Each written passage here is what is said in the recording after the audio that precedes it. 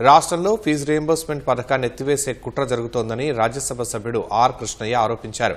Hyderabad Basheerbagh press క్లబ్లో BC విద్యార్థి సంఘం అధ్యక్షుడు పగిళ్ల సతీష్ అధ్యక్షతన జరిగిన సమావేశంలో ఆర్ కృష్ణయ్య ముఖ్య అతిథిగా పాల్గొన్నారు.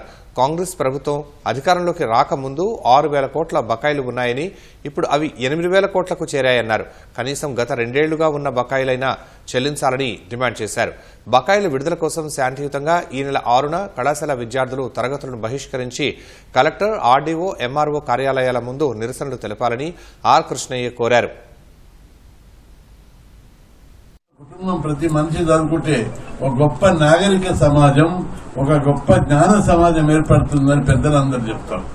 కానీ ముఖ్యమంత్రి ఆ విధంగా కాకుండా పటేళ్ల రాజ్యం స్థాపించాలని కోరుకుంటున్నట్టున్నాడు.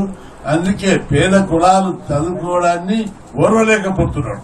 ఫీజుల స్కీమ్ ఎత్తేస్తే కాంగ్రెస్ స్కీమ్ తర్వాత ఇది సమాధి అని చెప్పి హెచ్చరిస్తున్నాడు.